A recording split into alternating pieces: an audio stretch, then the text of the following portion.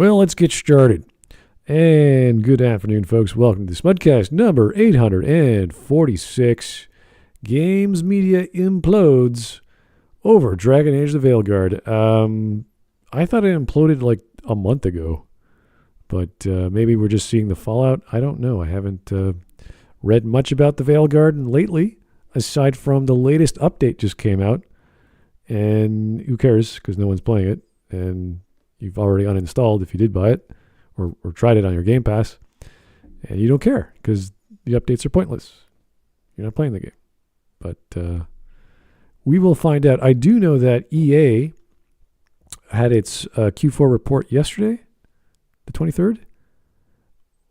I haven't seen it online, so you can't actually download it yet. But it lost 18% in stock. So really? That is massive. And I think they were down, their expectations were down by $500 million. So pretty bad.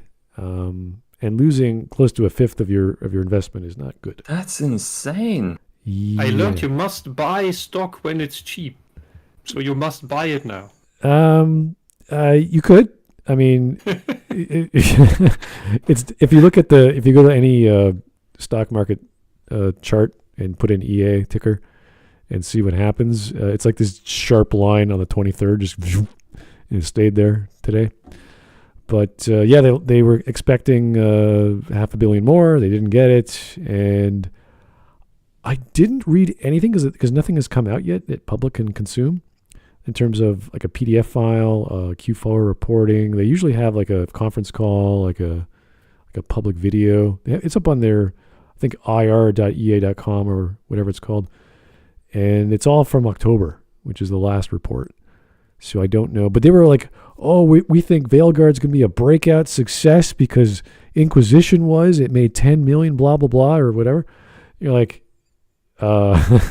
maybe in an alternative universe. It's all business. So nobody checked what they were actually making. Yeah, it's all business speak. It's all like, oh, well, this is a great product, and all our products like EA, FIFA are great, and everyone buys them, and blah blah blah. It's like, BioWare is not EA Sports. It definitely is not the same. So no, not the same business model at all. I honestly wonder whether any of these CEO, board member, executive types had any clue that this ideological nonsense was going to ruin them. Well, how they stayed blind for 10 years. You have to remember, a lot of these companies are multi-billion-dollar companies, and when they get investment advice from whatever their banker friends are to say, try this, try that, they just implement it because EA wants to be legal with everything because they have a lot of legal issues, and a lot of HR firms are telling them who to fire and why, and they're like, yeah, we want to make everyone happy, so let's do that. And then they realize, oh wait, we're dropping talent, we're screwing ourselves. They could have just looked around. Everyone else was already burning. Yeah, EA is too big to care. Just say that. And plus, they don't have direct control over, like, say, a BioWare company. They just give them the money and say, do your thing, work your magic. And unfortunately, the BioWare magic is just burn. It's just overwork crap. So, no, it's not the greatest. That's not how all these other companies died after they were bought by EA. Depends. Yeah, Microsoft's a little similar. How they a lot of those were, they made a great game. Let's buy them. Yeah. Oh, by the way, now make the game completely different. Hey, why is your game not selling anymore? We're gonna shut you down. It's along those lines, I think. It's funny to hear. Business model. It's funny to hear the people who get hired and how, because it's no longer in-house. Everything is with an HR firm that they do the hiring, they do the interviewing, and then they get you in touch with not necessarily the HR of the other company, if they even have one, but the PM of a certain project. So it's strange. Outsourcing that is that's the stupidest thing ever. Well, it's even the because same. Then you give all the power to that HR firm, because that decides where the talent goes. Yeah, it's the same with even municipal jobs, that they look for keywords on your profile. They don't care about like 90% of what you've done, even if you're like the most experienced They care about, do they have these keywords in the past 2 months? Then let's hire them. It's like, wait a second, this guy's a junior. What are you talking? You'll make him a head of a team just because he has a keyword in his resume. So these things happen, and people get hired, and projects creatively are different. We're talking about very different things here with gaming because there's so many departments and so much different skill sets to make media. Smart. You don't need an external HR firm to do that for you, and you don't need an AI. You just need a basic script that checks what race and sexual orientation someone is. Yeah, that's another thing. I don't know if you guys have applied to jobs in the past few months or even the past 6 years. You have to fill out all this crap about what's your protected status, if you are a veteran, if you're a certain race or gender, like all these nonsensical questions that have nothing to do with anything. The American ones are really funny. Some of the American jobs I applied to, because they want to know, like obviously visas and this and that, but what's your ethnic standing? Have you been accused of a crime? I was like, wait a second, what crime? What ethnic standing? Are they checking whether I'm revered with the night elves? It's a minority thing. They want to make sure you're part of a protected status because there's I don't know what it's some sort of thing in the States that you can get to, I don't know, make you look better. I don't know what it's called. Very similar to like when you apply to university. You know what they should do instead? If they have to ask for that. Make a box that you can tick. Do you have a protected status, and then have you fill it in? They some of them have you could have a choose not to answer. Like they do some of them ask about your sexuality, and you can just say, I do not identify as anything. So there some of them do that. So it's not unheard of, but it's also you have to fill out something. So it's like, okay, the form must go through. Yeah. But I'm not gonna go again into how that is totally what the Nazis did. But we're not. I mean, we've seen it for at least a decade, and it's a thing. It still is a thing. Mm-hmm. But anyway, it's anti-human rights. Anyway, we've got a different video talking about. I don't know who this gentleman is. What's his name? Legendary Drops. Yeah, apparently it's a very popular channel. Yeah, Legendary Drops, almost 250,000 subs. This is a video that came out 2 months ago, almost 350K views. Good for you, sir. And lots of upvotes. So I'm guessing this is a positive video talking about the problems of games media. Here we go. You know what the players love? Censorship and being told that their opinions are less valuable than that of a moral high-roading journalist. Saying that the finally somebody who speaks the truth. Discourse around Dragon Age the Veilguard is proof positive that their opinions are more truthful and valid than ours. You would think over the last few years, with the direction that games journalism has been heading in, that they would see an industry that is losing its relevance, that's shrinking, that is consolidating and has mass layoffs and outlet closures, and people are just not engaging with your platform the same way that they used to anymore because you're not delivering what they're looking for. But instead of seeing any adaptation, any change, or anything like that, we're seeing them point the finger at you and say, you are the problem. The audiences are the issue. And even more so, it's YouTubers. Those damn commentary guys, man. Why can't they keep... Okay, it depends. If we're talking about a very specific game, let's say the time Planescape Torment came out, everyone was like, this is weird. Even I was like, this is weird. I don't care. Everybody was, this is weird, and the box is ugly. Yeah, exactly. Everything was like, it's not really for me. The style, it's not Baldur's Gate. There's no. There wasn't a time where only gems were coming out. Oh yeah, we didn't know how good we had it. We were at the peak of. Yeah, we didn't have enough time or money to play everything, but we saw that we went, it's not for me. The style looks gross. I don't want to play it. But if there was a games journalist out there that went, no, you don't understand. This is one of the best games ever made. You have to get this. Then we'd be like, okay. Then the game journalist would say, you guys are out of touch with gaming. This is gold. And that's the kind of journalist we need to explain why these hidden gems that have bad marketing or no marketing need to be bought. And there's all kinds. That's not what we have right now. Right now we have people making bad products who blame the customers for not liking the bad products. But I How about your shit cake and chocolate? Why do you not like it? Oh yeah, Don't you want another? this is like the 10% has this crap in it.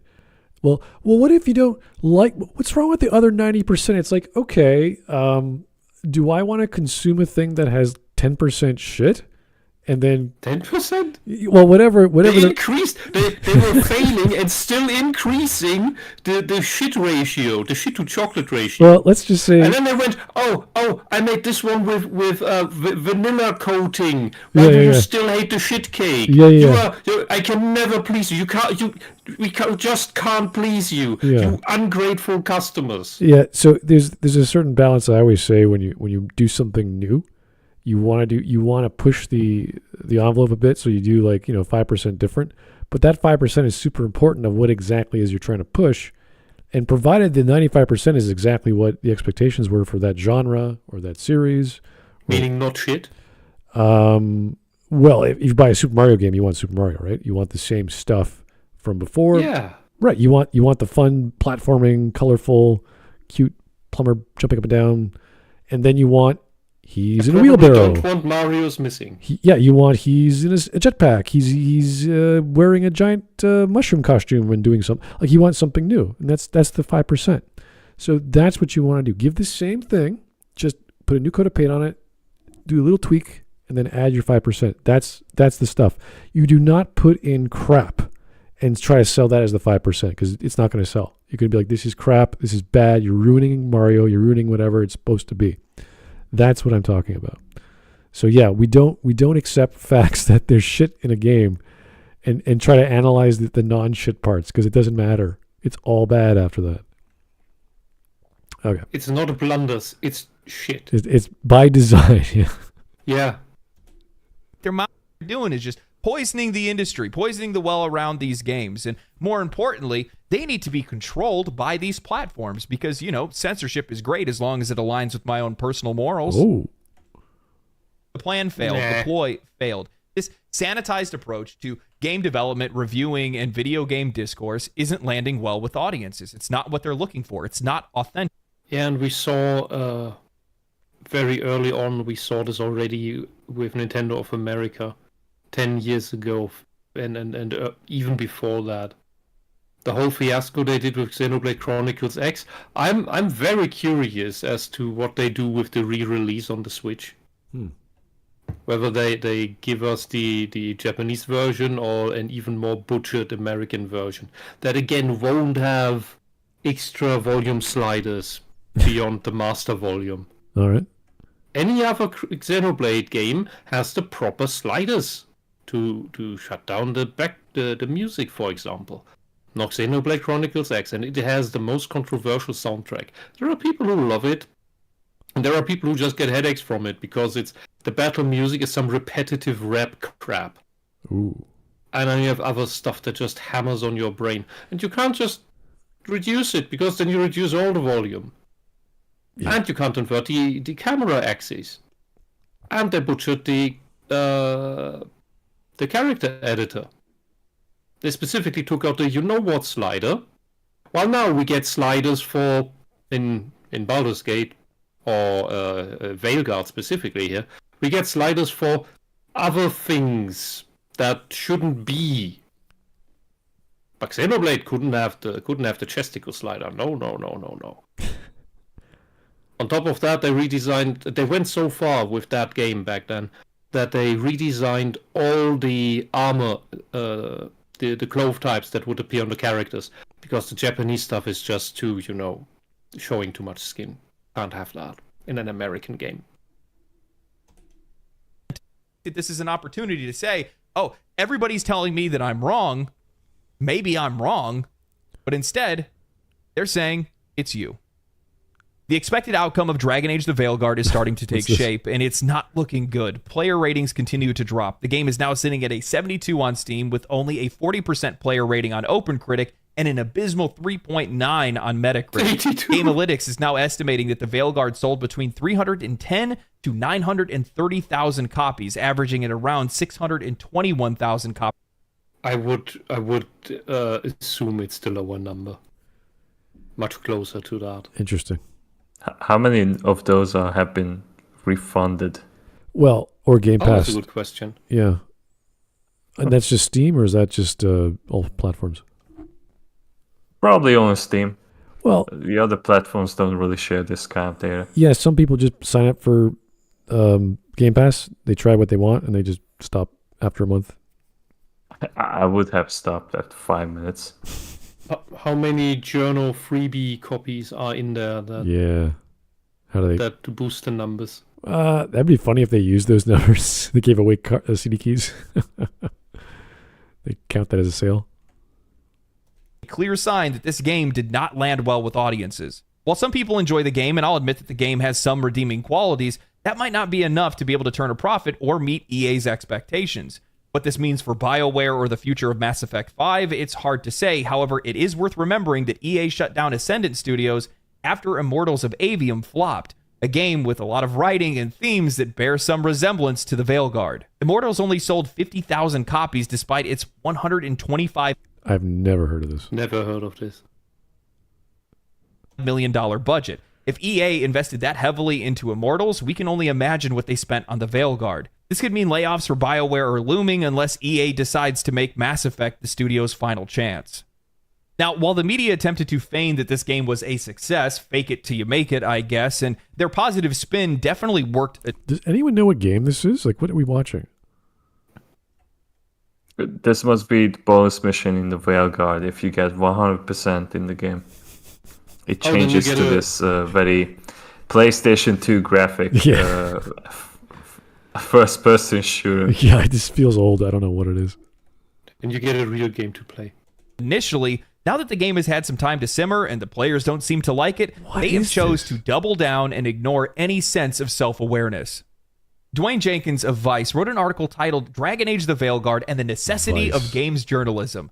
He writes, "We're going back into the trenches on this one, so it's no secret. Dragon Age the Veilguard is the latest DEI game to be subjected to criticism with zero bearing on the actual game itself. Really? How does that make sense?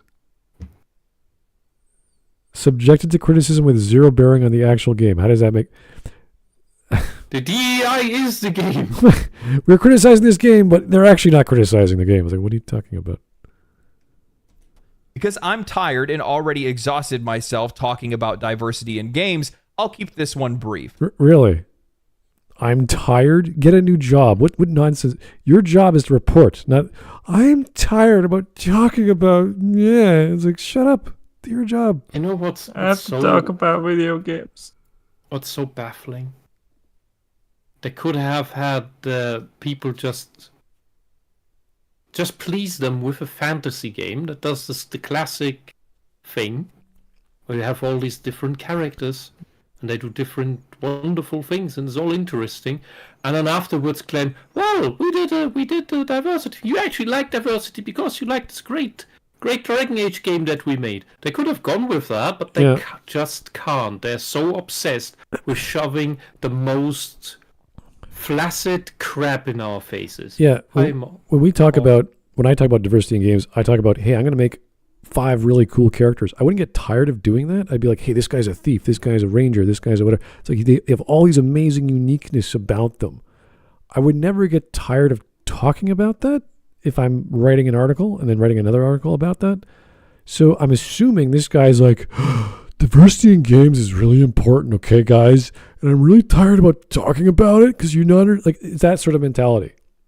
And I don't know why you would have that mentality if you are for, I don't know, you want mixed races or mixed species or whatever your diversity quota is.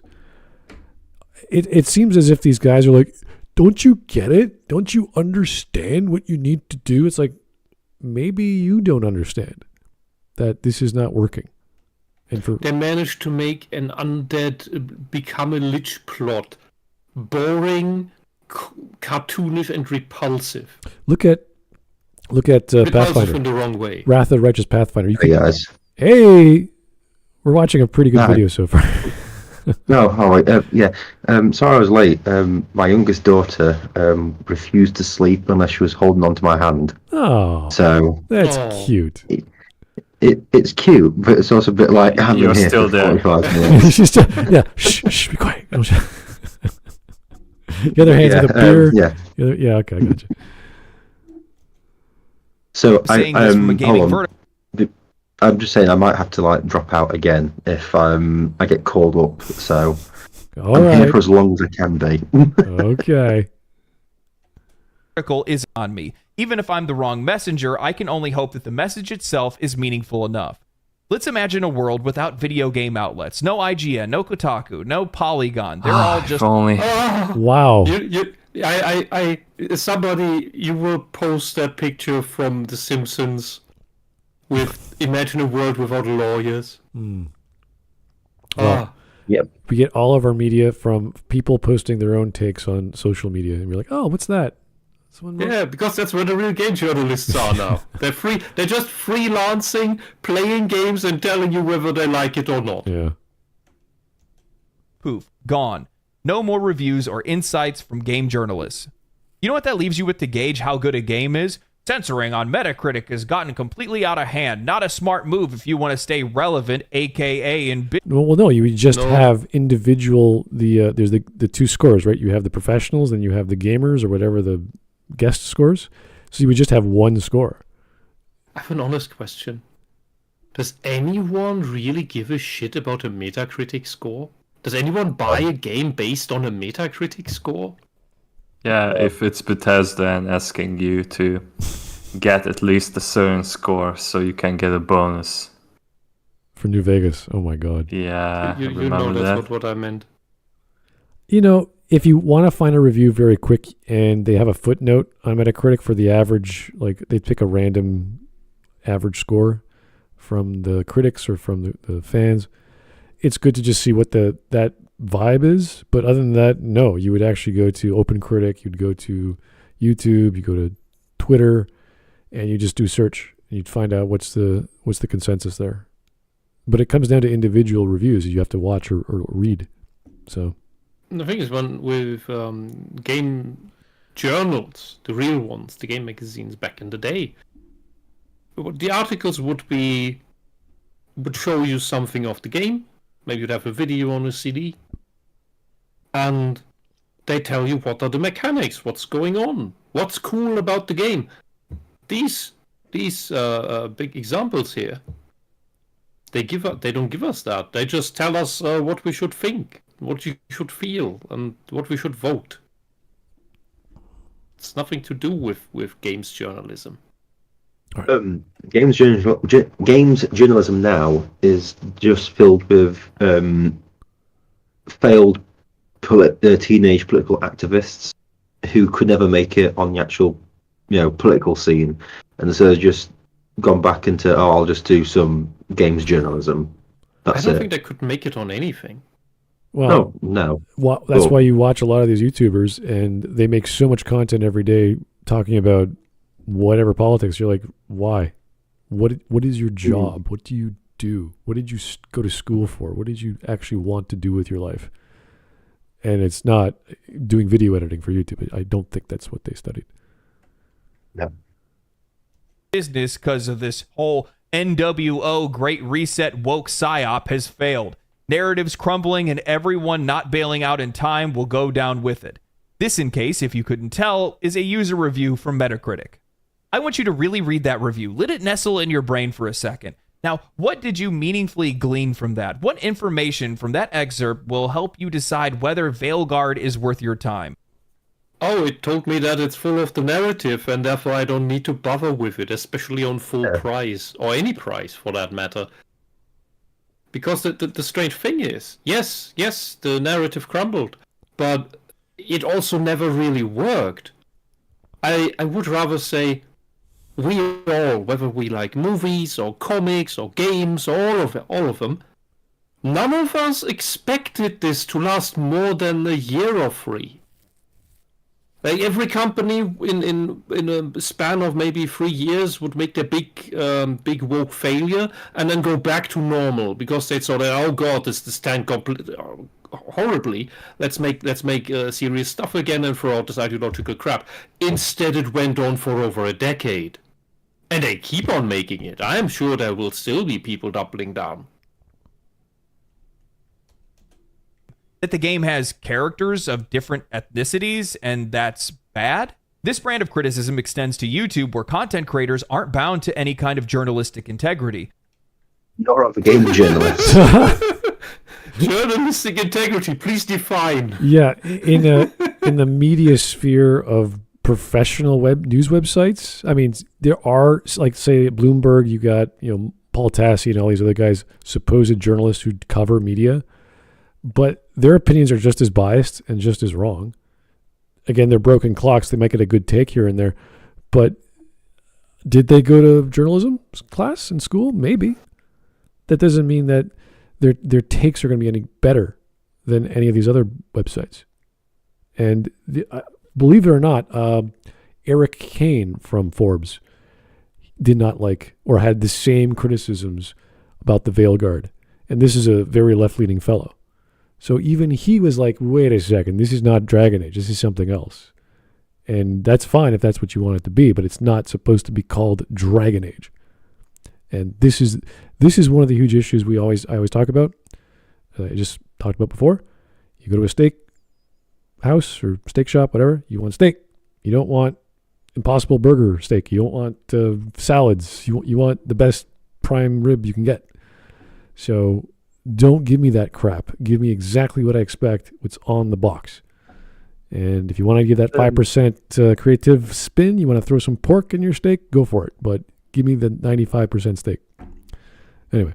It always gets me in regards to Dragon Age, and I put it on to, I think, was it Smash made a video about how much EA is saying that Veilguard has actually lost them. Because it's quite a lot of money. And I always find it funny about, obviously, the whole Dragon Age Veilguard thing of, well, Dragon Age was always woke, so why aren't people accepting Dragon Age Veilguard? And I'm like, don't you find it ironic that supposedly this incredibly woke series has one video game which is actually really woke, and it goes on to not only destroy the series, but possibly destroy BioWare as well? Yeah. So that obviously shows you that, no, it wasn't always woke. Yeah, and you have to see the elements, as we said, 5% that they put in there for, I guess Gator put in there in Inquisition with Krem or whatever, refactoring of the Canary. All that stuff is like, this is optional. You don't have to talk about it. You don't have to consider it. And it's... Sorry. I spoke to my missus because obviously I've played the game, well, the first 3 with Mrs. Hawk now to show her, and we were talking about it because obviously people are saying like the games are all woke and all this sort of stuff, and so I spoke to her about what did she think, and she was like, "There's no way that these would be classed as woke nowadays." And I go, "Oh well, the evidence they go is there's that Krem in Inquisition, and they've retconned loads of stuff. Oh, and also you could be gay with Zevran in the first game." And she always turns around and goes, Ogren, Sten, those characters are not woke characters. They could never be created today. And then she'll be like, what about all the elves and, the massive racism and all this? It's like, that's not wokeism. And I'm like, yeah, once you get past there's an optional gay romance in one of the in the games, the woke argument just collapses flat on its face until you reach clear retcons created when BioWare started going woke. So, yeah, I don't stand by this whole game's the whole series was woke because of 1 or 2 liberal things. Anyway, continue. I'm trying to remember the quote from DA2 about Anders. It's like, we don't hate the fact that you're a mage, we hate the fact you don't shut up about it, or something like that. Yeah. Fenris, yes, but I don't hate the fact you're a mage. I hate the fact that you don't shut up. You don't stop talking about it. Yeah, it's like, be whatever you want. Like, make your story about whatever you want. Put your woke crap in it, but do it in a way that makes sense. That goes, okay, yeah, I guess the crazy elf girl in Inquisition is a weirdo, and she's gonna say weird shit, and she's gonna think she's like the next Robin Hood. Let her be crazy. Great, I don't care. Be a lesbian, weirdo, freaky. It does not bother me. But don't keep hammering it. Don't keep throwing it down my throat. I'm getting tired of it. So have the crazy people. Go for it. Just limit it and keep it focused on the main plot and make it make sense. That's all I ask. Have it have some rationality that your brain can wrap it around. Go, yeah, whatever. She's a crazy cook. Whatever. Let her do her thing. Fine. Do you remember Lilarcor? What did you say? Lilarcor. Lilarcor. The talking sword that you find in the sewers of not Ankh-Morpork, Cutler. Yes, I do remember that. Yes. That bloody thing never shuts up, which is probably why somebody threw it into the sewer. And it was a decent sword if you were two-handed. Yeah. Yeah, and we're fine with being interrupted mid-battle about being told how awesome I'm cutting down this guy. Yeah. And yeah, that's deliberately annoying. And the problem with narcissists is that they do not notice when they are deliberately annoying. Yeah. So all of these things that are politically charged or this or that, you can do anything in a story. It's great. You just have to know how. And this is why we always argue about by itself, it's not a big deal. That's why if we talked about these games being made 20 years ago, we wouldn't give a shit because there's no movement, there's no group of people trying to force something or do something stupid with it. Because we had stories back then with Sandman, Mr. Progressive, Neil Gaiman, who made all these goofy stories about punks and lesbians and demons and all kinds of cool stuff. And we're like, wow, this is neat. But he wasn't forcing it down our throat. He was making it available to you, and you could read it as a good story because he knew how to tell a story. Also, most of them. But even then, the stuff he made then wouldn't be politically correct enough anymore. Maybe. Like there's some sub-stories in Sandman that... the one about the witches? Yeah. That would not fly anymore. Oh, sure it would. No. If you say so. It would be... No, it would be transphobic. Okay. Anyway, let's keep going.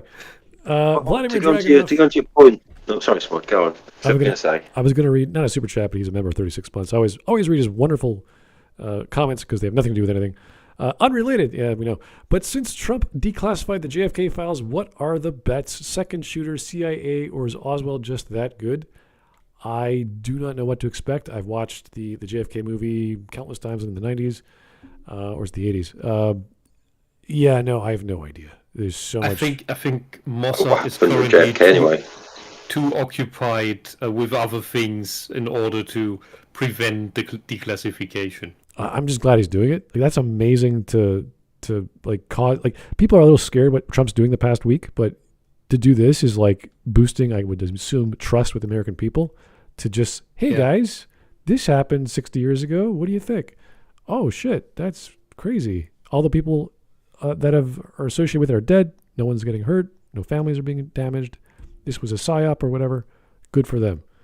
We'll figure it out. I think like originally the bullet ricocheted off from JFK's head and then back to his head. Then it exploded like a balloon. It was like a billiard ball, yeah. Yeah. Well, it was nice that he wanted the pen with which the order was signed to be given to RFK Jr. That's a nice family heirloom. Well, a lot have happened in politics this week. We're not going to get into that, thankfully. So, yeah. Okay. So much good stuff. No, but to go on to your point about obviously looking at games 20 years ago, optional things that didn't affect the game.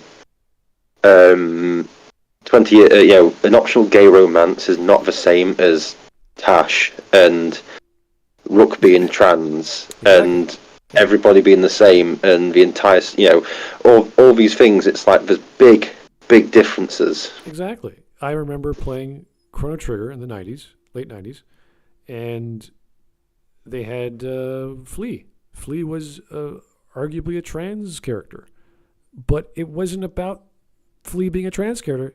Flea was about power, and I have the power. It doesn't matter if I'm male or female. I was like, what? That was it. That was the only dialogue about Flea being a trans character, and they're just a mini boss. That's it, because that's the game. You fight mini bosses, you get to the bigger boss later. So you can do fun stuff like that. I remember Suikoden had a bunch of gay men and women. I don't know if they were actually gay, but they, the accordion music starts playing, all these silly, and they're playing with window panes, and you could change the color of your GUI, and one of them could change the backgrounds, and it was part of the game to have these artsy fartsy people on the top of your 5-story castle give you some perks to change how the menu looks. So that's fun. That's cool. Be whatever. Dress like a weirdo. It doesn't bother me. Just have it have relevance to something. Anyway. Yeah, I was just going to say, with it all, I mean, they've tried so hard to shove this stuff in. It's like one of the best things I've seen for saying, like, with Dragon Age, always doing it is they always bring up a codex entry about sexuality in Thedas and how gayness has always been allowed and trans stuff and everything like that. And the first time it's ever like in a game is Inquisition. This codex doesn't exist in Origins or Dragon Age 2. So it's clear that this new stuff has just been brought in when they turned woke, and like you say, it's just been a downward spiral for BioWare, and you can see why the game's failed so badly. Yeah, and I remember back in the day when Mass Effect came out, and they had all these side quests that had nothing to do with the main story, like should we terminate a child because they have this or that condition, or what do you do with the remains of this soldier? And it was like these are all just tied into the story, and they could have been about anything, but they were about the military. And that's what the story was about. You're a soldier going through space, and you're trying to save the galaxy, as we've discovered. Those are what you do. That's how you do it. It may not have gelled perfectly together, but it's not supposed to, so long as it makes sense. And yeah, the game was clunky, and the side quest felt like you were talking to a mannequin half the time, but it had its own charm. It was doing something new, and that was the first take into the well, not the first take, but the better take of doing the dialogue system from KOTOR. So yeah, that was like, yes, give me something I want. Tell me a story that makes sense. So yeah, I agree with it. Yeah. Let's keep with this video. Okay. Viewers provide thoughtful feedback on the strengths and weaknesses of a game, but some couldn't care less about worthwhile, relevant, informed discourse. They don't have to talk about the gameplay, visuals, characters, story, pacing, mechanics, or any of the other nuances one look. And yet they do. What? Yeah.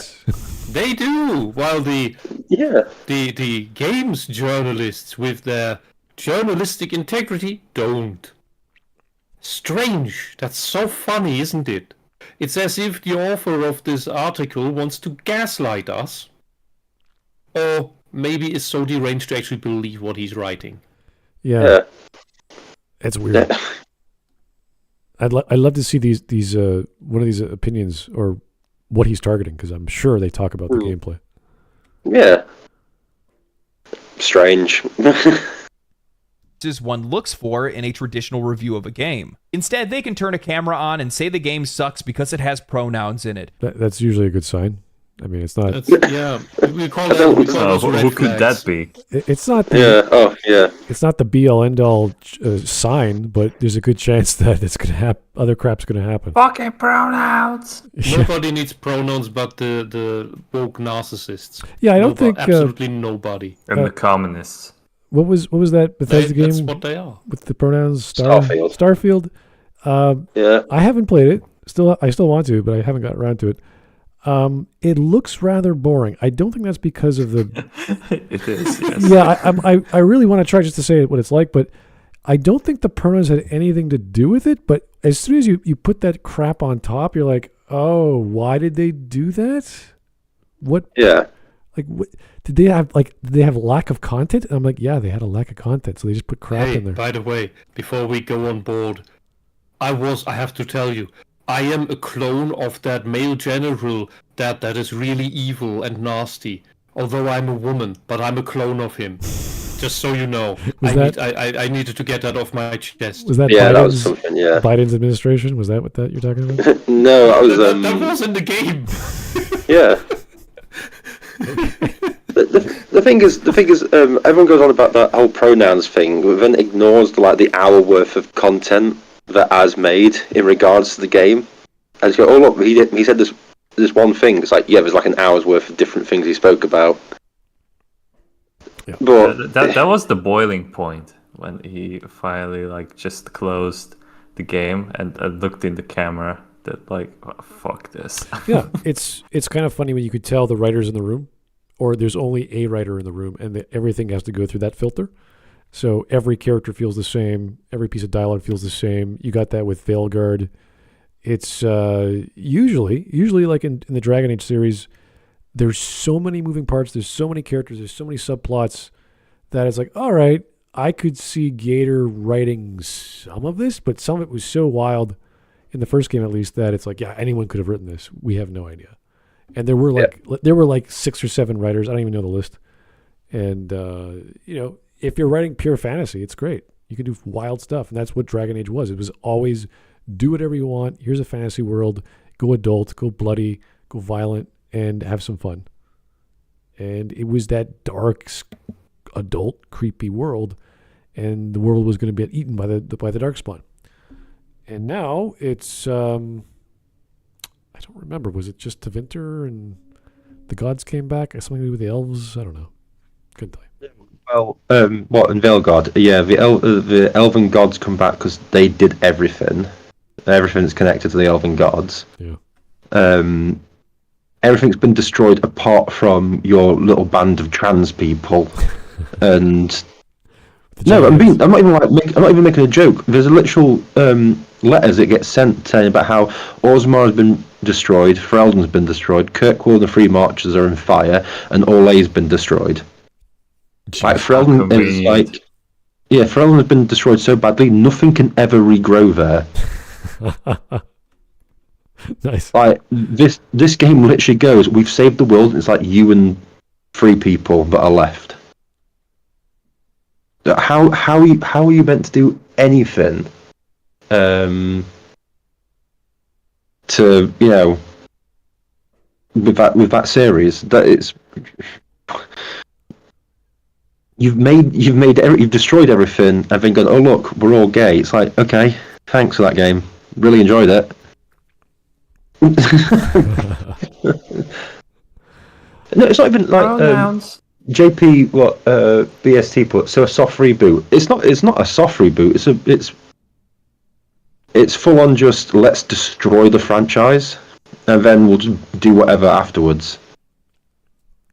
It's a kid wearing the skin suit of the Dragon Age logo. It's not a no way Dragon Age.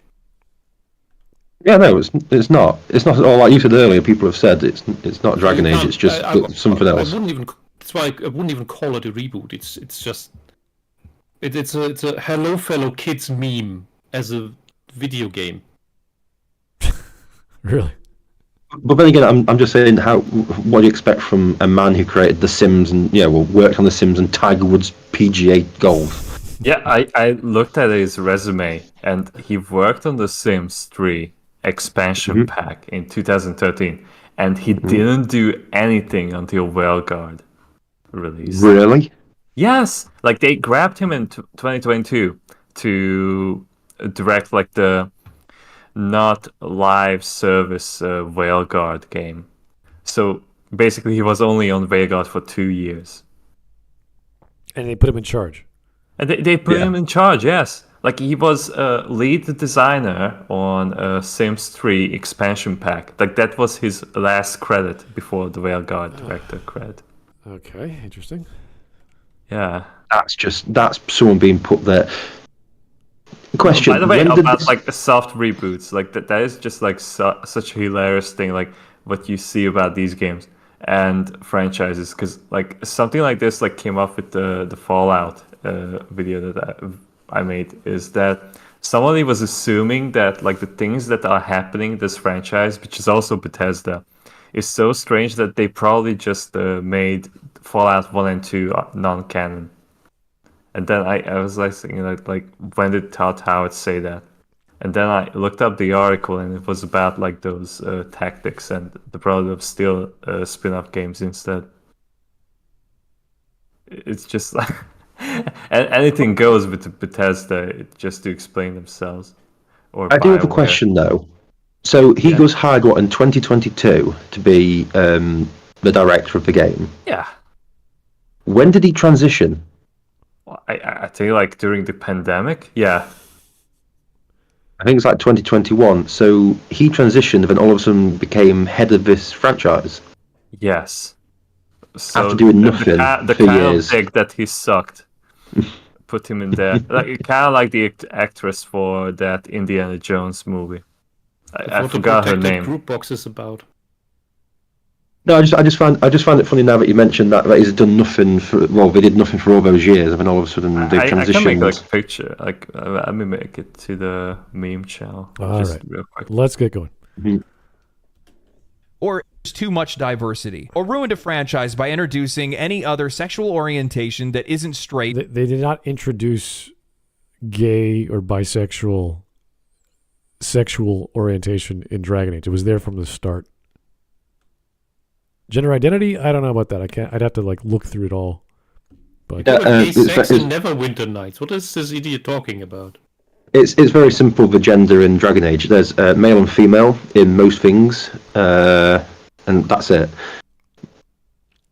The other thing is in older games, since they weren't voice acted and didn't have cutscenes everywhere because simply due to a lack of space and care that you could put into a game due to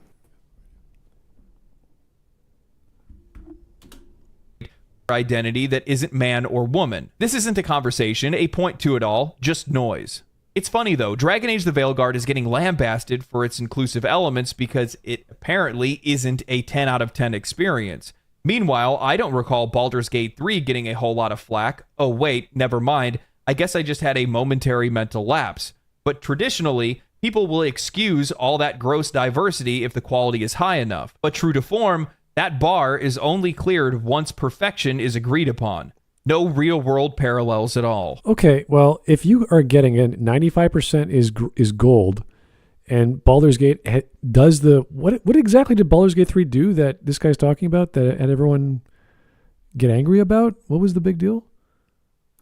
About which game? Baldur's Gate 3. What was the stuff that people? But initially, like when they tried to promote the game, they had that weird cutscene with the bear fucking that twink.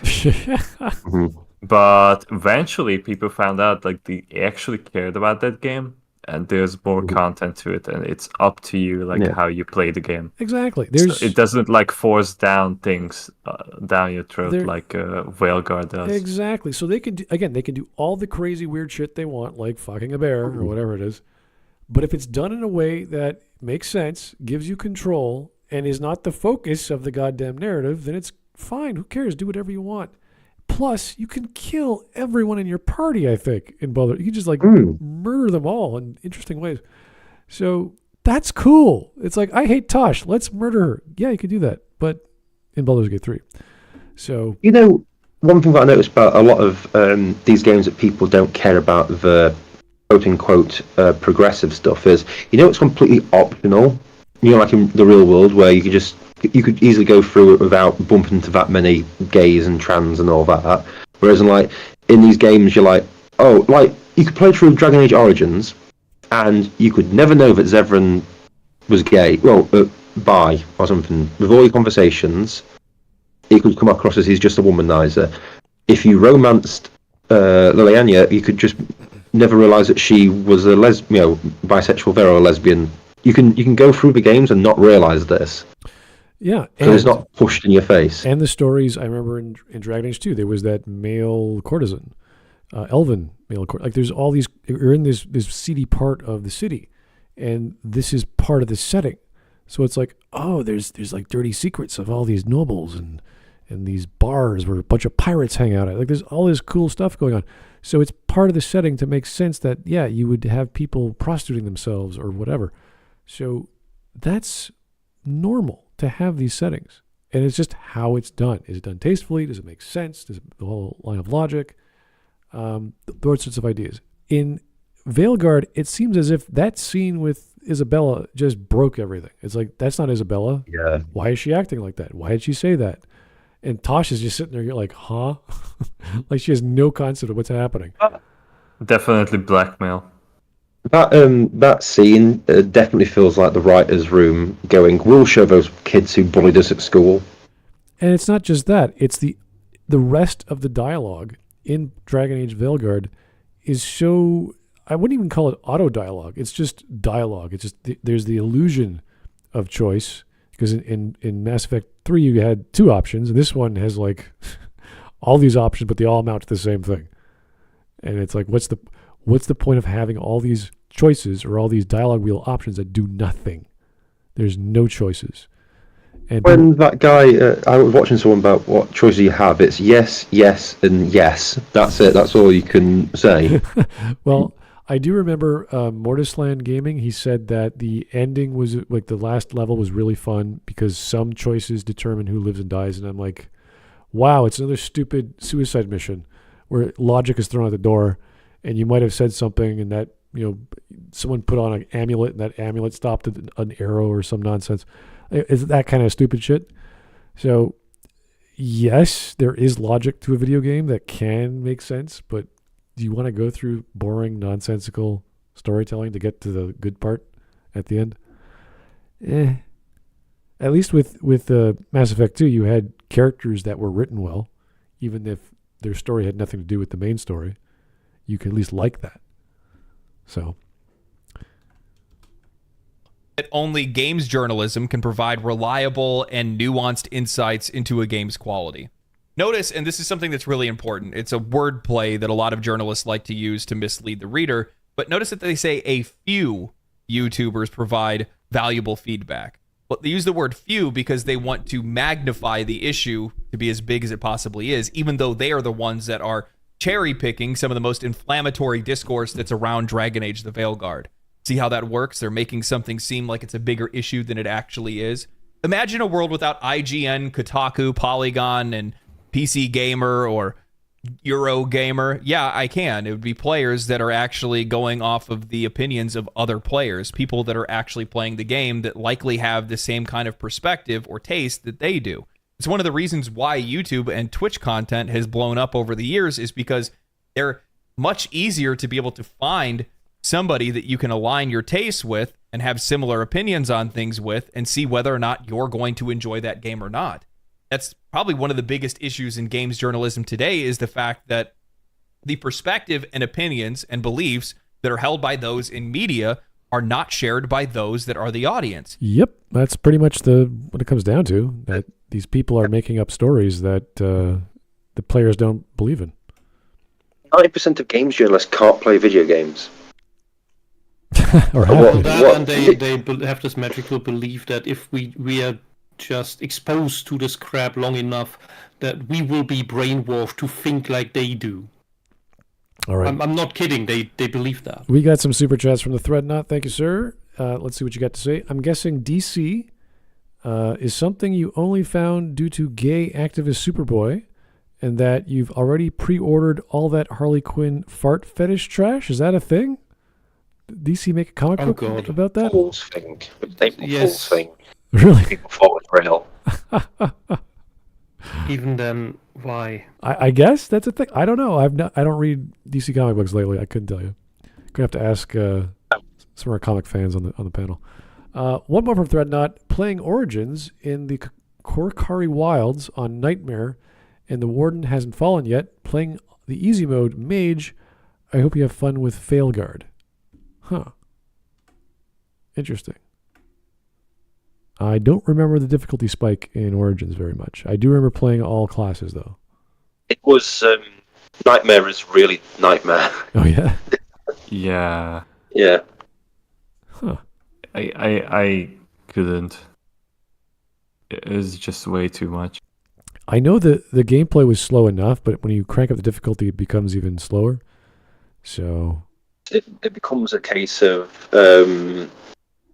just cherry tapping away at an enemy until you've got him weak enough, then running away and then hitting it with everything you've got as a mage. Yeah. And then hoping that one of your characters survives. All right. It's leading to a conflict. We don't see eye to eye anymore, and because of that, they don't want to pay attention to you for your opinions. They feel that a lot of these folks on YouTube and Twitch are a lot more genuine and less compromised, and in fact, they are less compromised. I mean, the writer themselves says they're going into the trenches. They view this as a battle line, like they're going into war. They view. See, that's the thing with the games journalists and everything. It is a war for them. Yeah, it's the culture war. What was that term I was thinking about? The social justice warriors. That was an old term we used 15 years ago. I can't remember how old. Well, even further, it's like 2012, 13 was when SJWs became a thing. And they were like, "This is cool. I'm a fighting the." It's like you're an idiot and you're brainwashed and you're fighting for something you don't represent, and as you have no life experience of that thing, because minorities have to be protected from what? The patriarchy? Like, what are you talking about? Okay, we have a donation from Thomas, the Anne Frank Engine. Thank you, Thomas, the Anne Frank Engine. This guy looks like a fat, gay, retarded version of Wendigoon. Okay, is he? No, he isn't. Like Wendigoon would already make really bad religious takes. Oh yeah. Oh yeah. God, no! Let's not remember that lady who was talking about God. Basically, Wendigoon was trying to get a rumor about the Eucharist that Catholics do. He completely failed to grasp even the idea. Okay. Well, it continues. For the point about as is pronoun rant, if pronouns aren't a big deal, why were people getting their social media and accounts banned for modding the pronouns out of the game? Doesn't compute. This is exactly. This is an ongoing issue on, I think, is the Vortex mods. What are they called? Nexus mods. Yeah. That was even for the Bethesda games, I think. Like the rest of them. Bethesda game, Cyberpunk, Cyberpunk 2077 has a character that you can't date. There's code for it that a male character could date that character, but it's hard coded to be lesbian. Oh. And there was some kind of fix for it, and they took it down right away. Interesting. It's banned, but you can see the other version where there's naked male characters with gigantic schlongs on the floor. What? That is fine. Oh, okay. Transhumanism. How can it go too far? Who knows? Yeah. Anyway, this is another game I haven't played yet. I'm still waiting. For it to go down under $5. Well, maybe 20 at least, but it's 60. It's still at 60, 70. That's too much. Anyway. My issue with Cyberpunk is the fact that it was so buggy and badly released. I'm sorry, but all these years later, going, oh, it's all right now. No, I'm not interested. Yeah, it's kind of the story with Hello Games. Yes. Maybe it is better now, but if it's not on sale, I'm still not paying full price for a game that came out buggy. The same with Baldur's Gate. I probably won't ever play the game, but I eventually might, maybe, 20 years from now, just to see what the hell's the big story about this game.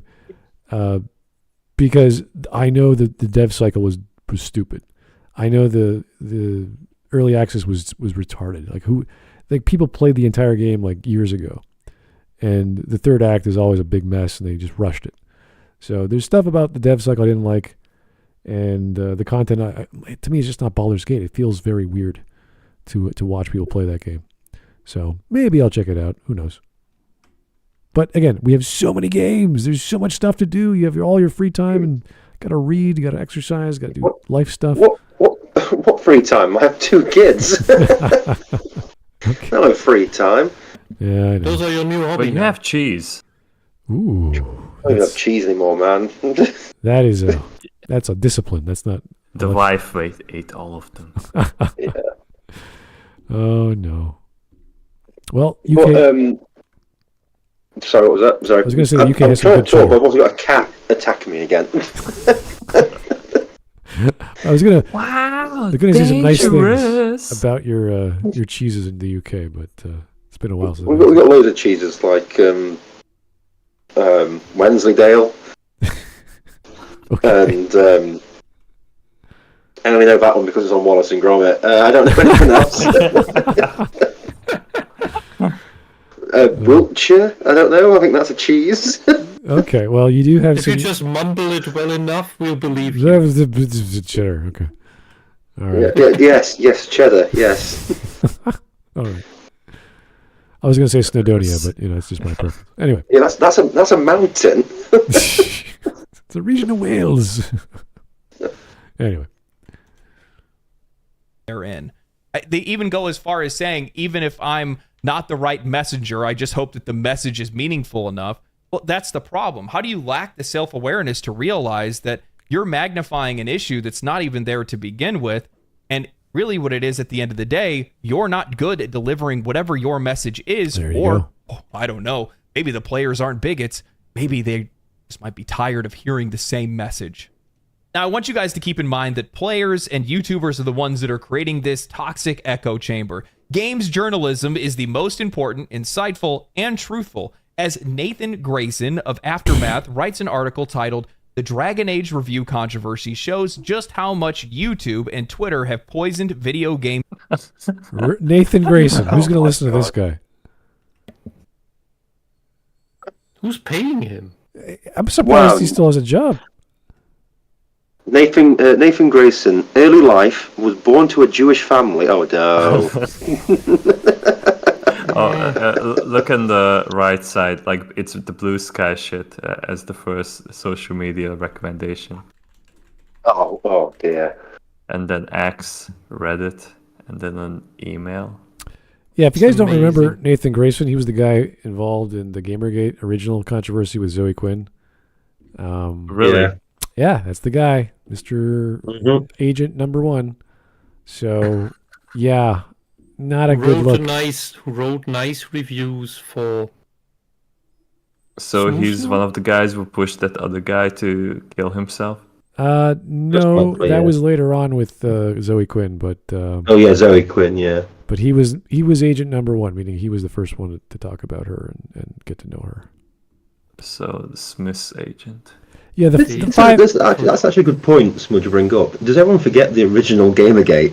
Yeah, there were Yeah. 5 guys. That wasn't because of YouTubers. That was because of the video games journalists becoming absolute arseholes. Yeah, and he And was becoming Pimp Number 1. No, he was John Number 1. There you go. That's what I was looking for. Hi. Anyway, man. the days. How long This is ago? how I was- know that. This is how I know that I'm actually getting old. I'm like remembering things. You have to tell people like the story of 15, Nathan 20 years Grayson. ago. What was Gamergate, Daddy? Oh God! Don't tell me. I'm gonna be sat there. Oh, it was terrible. What about Gamergate 2? Oh, yeah. See, but that was like years ago as well. Oh god, people who were born during Gamergate are going to go into puberty now. To be honest with you, I'm old enough to remember when Fox News had a video segment on Mass Effect's sexual depravity. I remember the Yeah. the female. That was 20 years ago. The horrible side boob. I remember the Oh, no, female. the trauma. The person who was arguing against it, we knew she never played the game because she said that in the interview. But like a week later, she like said that this is a non-issue. I had no idea what I was talking about. Like it was so funny to hear. Yeah. I remember looking at that going, why did we waste our time on this? Yeah, and the guy was like saying, "There's no issue. There's no big deal. There's no R-rated quality in the rating system. There's no reason to have this." But You know something? I saw that interview, and when I started playing Mass Effect, I was incredibly disappointed with how little sex you could do. I was promised having sex with everything that moved. oh boy. Even That's how you squid. found Smud's video. Yeah, true. Actually, yeah. All right. But Grayson's The more level these of, people- of projection, his gaslighting, they can't do anything else because they have nothing. They have So it's narcissism always, and it's communism. always everybody else is doing what I'm actually doing. Yeah, I make the narrative, not them. They don't have the power. It's like, actually, we don't care about you anymore, Grayson. You're kind of... It's like when this games journalist website has sacked 95% of its staff. Oh no! Anyway, Yeah. Games journalists are starving on the streets. Oh. Good. Time to get a real job. Anyway. Yeah. Learn to code. Structurally, systematically, the more footing they gain until they become the default. Quoting the discussions They from their are. podcast, Nathan writes, "These days, when a big new game comes out, you can pretty much roll the dice on what kind of reactionary controversy it Here will we go. produce. Are we looking at a Reactionary. moral panic over Reactionary. Where did that- means? Yeah. Where did that come from? Well, it just means people who are not on board with the socialist revolution. Yeah, there we go. Mr. Marx had that wonderful word to describe things. Mm-hmm. If you're against the revolution, you're a reactionary. You must be destroyed. You know what's so funny about these games journalists and everything? Hearing the news that Veilguard has helped EA lose $500 million in the first quarter. Yeah. That's the... It's great. I don't have the PDF. I was on their site. I couldn't find it. They still haven't updated it yet, but that's the rumor. So I don't know what that's attributed to. I don't know if it's... obviously, they lost at least $100 million from Dragon Age, but I don't know what else that is. It can't just be BioWare. There's got to be something else. No, because their sports games are the only thing keeping them up. And in the last couple of months, the only things they've released are the new FIFA, I think another Madden, and Veilguard. So to lose 500 million while FIFA was making a profit it was clearly on Veilguard, isn't it? Well, you're talking about 3 months, so that's 1 quarter. So they couldn't have released too much in 3 months, right? So yeah, that's what I mean, and I think it's over the Christmas period as well. exactly, yeah. And we're expecting high numbers. Or Yeah, some so positive. to lose 500 million, and the only thing that's been known to be a failure is Veilguard. And that's again an 8 to 9 year dev cycle, and we don't know how much of that was full production. There could have been a lot of pre-production. There could have been like half staff or people working on other games or whatever. So I don't know the marketing budget. There was some, obviously, but it couldn't have been that much. I don't remember. Like with the marketing budget is like you've got to take it. Was it like 20 to 40% of the development budget? And I honestly believe that the development budget was a lot more than what people were estimating it to be, especially with the 10-year cycle, the free restarts, the number of people leaving. I mean, there'll be people being paid off and stuff that BioWare will have to have paid. Yeah. Who left before the contracts ran out. So the money is going to be piling up, but then you've got inflation to add on to it. So it might have started, say, at 200 million to begin with, but in 10 years, you also what's have to that keep in mind like salaries and what have you. If you were to live in Alberta or Edmonton, it's a lot different living there than is anywhere else in the country because their inflation is very low. So if I were to get a job there, it would be like $50K a year. My average salary is like from anywhere from 70 to 90, depending on seniority and whatever. So if I almost got hired from there, I think 2 years ago, and I was like, that's really low. It's like, yeah, but prices are lower here. So it's like, okay, so what they would pay for development costs in Canada would be lower, but you're still the time frame's the same, right? So if you have 9 years of dev time of people coming and going, so they're not making as much money as they were in other parts of the country. They're definitely not making anywhere close to what you could make in the States for any other game dev cycle. So costs are going to be slightly lower, but you still have to do all the basic stuff, which is subject to the taxes and prices of those areas, like Ontario, British Columbia, and then the States, and then Europe, and what have you. So you might be saving some money on dev, but that doesn't mean it's going to work out very well. And for 9 years, you better get your return, and they didn't. So I mean, what was it else they said of the a review? But it wasn't even that he sold 1.5 million copies. It's that, was it 1.5 million people engaged with the game? really, Yeah. what does that mean? That will include people who bought the game, but also include people who got the game for free on that, was it NVIDIA thing, and also people who got review copies. Is that the same? It'll also include refunds as well. Well, I thought it was like a Game Pass thing where people just bought the Game Pass just to download Veilguard, and then they didn't like it, and then they turned off their Game Pass for the month. So I don't know, but they're losing money because a Game Pass is like $20 a month or something like that. So yeah, it's like you save 40, $60, whatever, just to have that one option, and then if they like it, they can keep it. If not, then they stop spending. So yeah, there's I don't know if Game Pass is a good thing for companies like that, or good for the consumer. I don't know. I never had one. But it's not been looking good. We don't know the numbers for everything, unless you said, because I know the EA report came out 2 days ago. We just don't have access to it, so I don't know what to see. And they usually have a video conference call, and that last one was in October. So I don't know when we're going to get it, but from what I heard, it was not looking good. Like I say, from the thing, 500 million being lost is a lot of money, and this is what makes me laugh about the games journalists.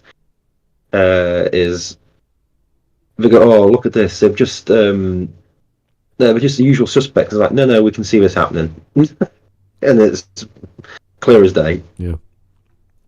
All right, I'll be honest with you. I don't see this quotation marked wokeness lasting the rest of the year with video games. It's just they're just dying on their feet. I think it's a cultural thing. It's not just media. I think Canada is going to be in some serious problems this year in the short term because of what's happening in the States, but we're getting a new government in a few months, and we're getting a new provincial government in Ontario next month because our premier is an idiot.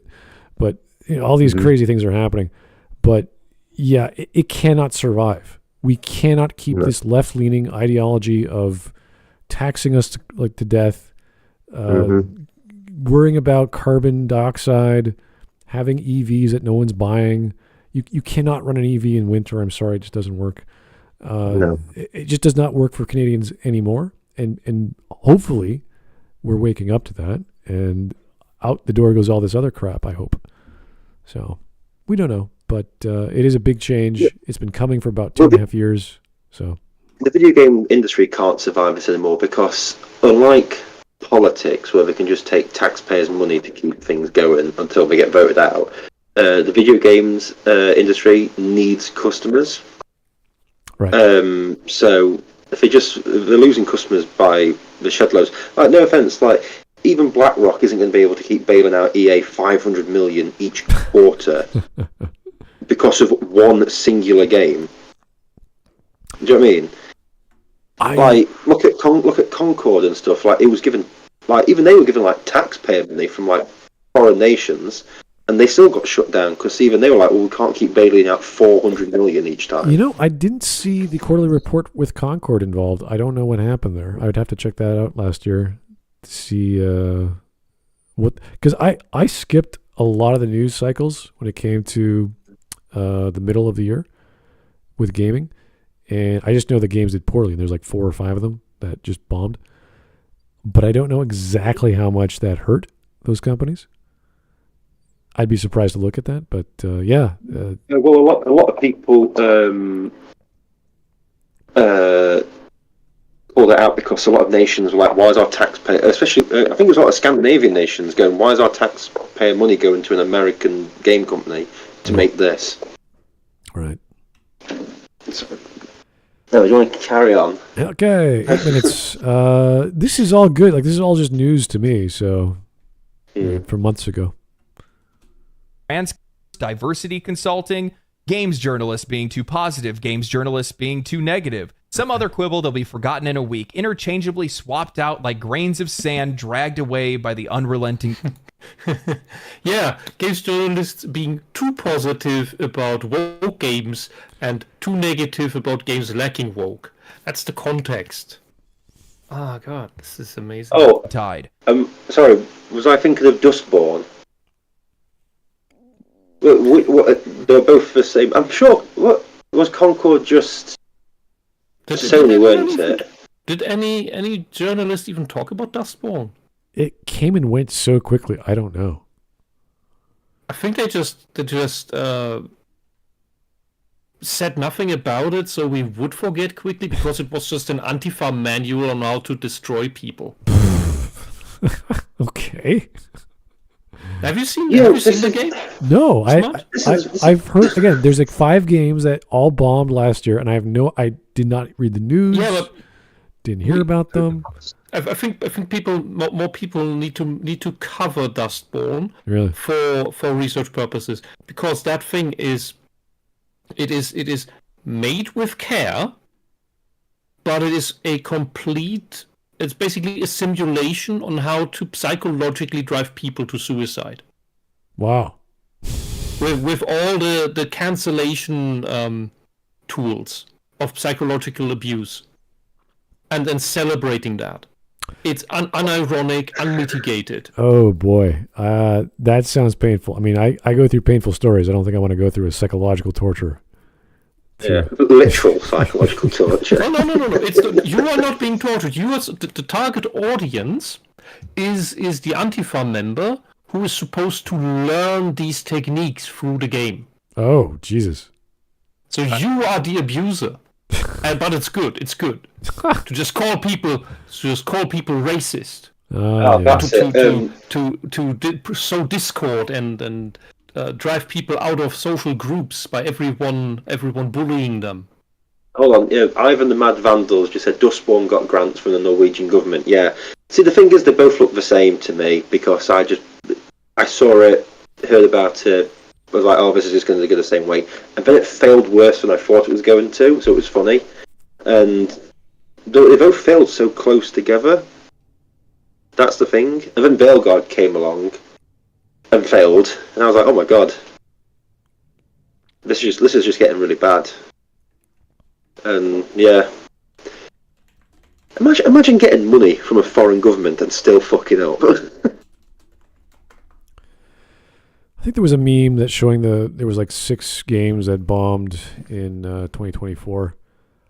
I don't remember them all, but Concord was definitely one of them, and Star Wars Outlaws was another. A lot of them got tax funded.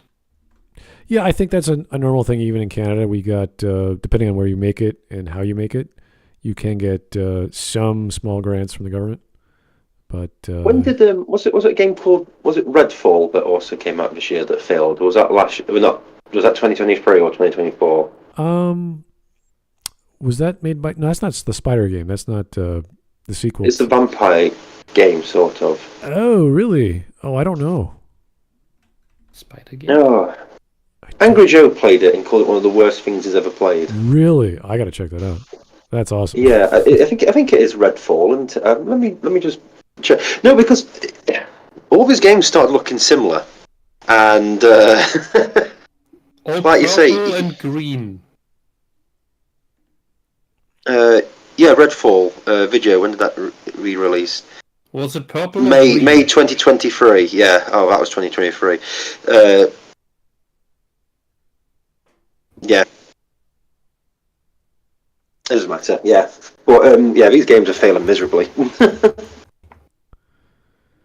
All right, we are at 8 minutes. I see nothing wrong with this video, but it's all just news reporting. I don't know if you guys want to keep going or not. It's up to you. Yeah. Okay.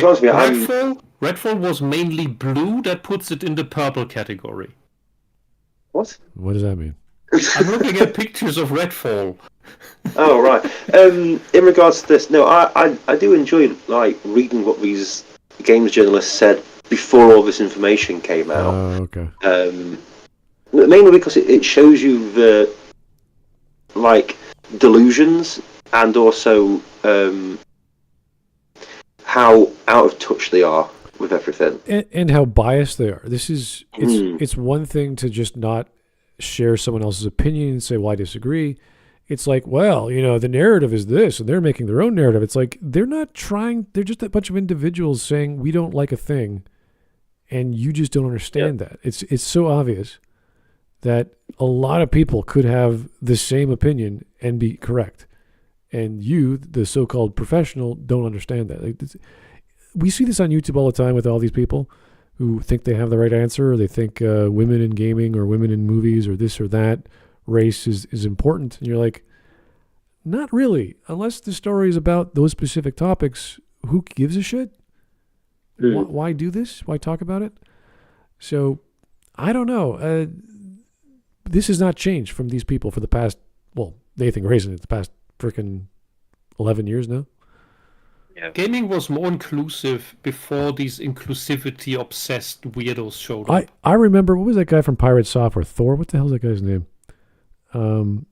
He used to work as security guy on Blizzard or whatever. His dad was the fat dude in South Park. Yeah. I know you're on about. I can't think of his name. Yeah, he said voiced him or he was him. Yeah, he said something about how, we've had the strong, big, muscular guy in the 2000s and the thin, lean, buxom girl in the 2000s. Now there's people who are different and they're making games. And what's wrong with that? It's like, okay, but no one's going to buy them. They can make whatever they want, but actual game players go, this is crap. And again, if they want to make their own thing, that's fine. No one cares. If you infiltrate a company or get hired and do your own thing, like what happened to Dragon Age, and they change a franchise considerably, you have every right to complain because this is not what was on the label. And the only media I watched or paid attention to about Veilguard were the interviews, because for whatever reason, the after the game came out in like the next 2 weeks, or actually no, it was before it came out, the 2 weeks were what's his name and Epler and what's her name? Ali Hillis was there, and you know about Corinne Bush. Corinne Bush, yeah, and that other chick who was like she did some voice acting for Baldur's Gate or some nonsense. Now she's in charge of cinematics or some bullshit. You're like, what? Yeah. They're the heads of the company or the production, and everything they were saying was like, is going to be great. We had to have only 2 party members because the action's so good. You can only control Rook because the action's so good. You're like, what? What are you talking about? Content that would show the action was terrible, and these dumb excuses like we had to do this because it was so cool. You're like, that's not an argument to remove features. What are you talking about? You would. I think I mentioned to it when we first covered the first like gameplay footage about how they only one ability. Yeah, where I literally said they've removed everything from the game and only added ideology. Mm-hmm. And like you said, people are saying it shouldn't be called Dragon Age because it's removed everything from being Dragon Age. Right. And I'm all for making the gameplay, slightly more in this direction or that direction. I don't, whatever the new designer comes up with, that's probably the idea, because the gameplay should match the story and what you're doing it. But it doesn't look like Dragon Age, and all the gameplay elements of swapping back and putting up a firewall or having shields, like all that's gone. You're just dodging and attacking, and you're rolling and attack rolling. That's it. Well, when they've given mages daggers to use, you're a bit like, well, we've just moved into fuck it, we're all warriors now, aren't we? We're all warrior rogue mages. Yeah, we're all the same. But you like dodge rolling from Dark Souls and Bayonetta. Why don't you like this? I don't. Because I don't. That will probably be an argument. Oh dear. No, but you like God of War, didn't you? No, I didn't play it. All right. But you like this? No, I didn't play that either. I played Dragon Age for a reason. Let's read more about Nathan Grayson's opinion. Usual suspects got mad about Dragon Age the Veilguard reviews this week. You can listen to this week's episode of Aftermath Hours for a full rundown on why, but the whole thing is illustrative of a larger, more important issue. Thanks to algorithmic prioritization on sites like YouTube and Twitter, this is how a growing number of people engage with video games. Plenty of people still manage to tune out the hours-long rants and the algorithm that completely favors the left and punishes anyone who talks against the left is somehow against the left.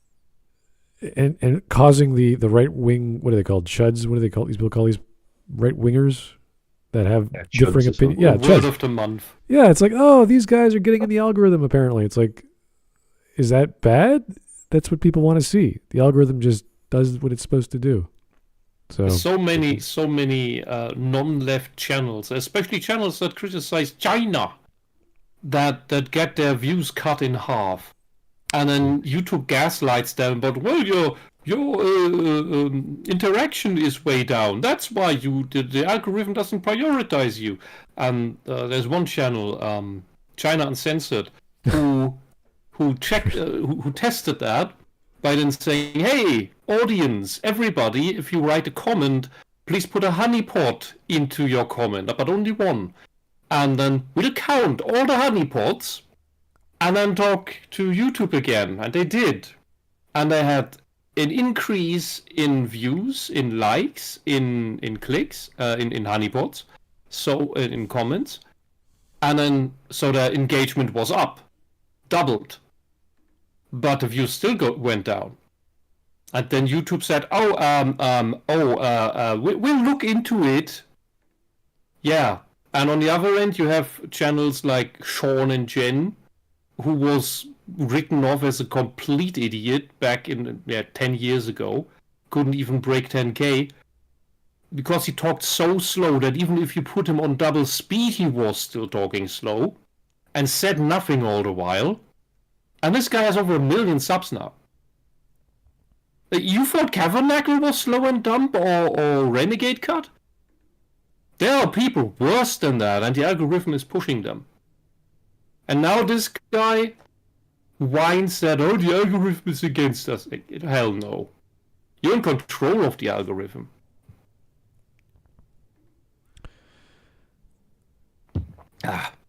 Anyway, I've got to go because I'm just getting an angry look from the missus about our kid crying.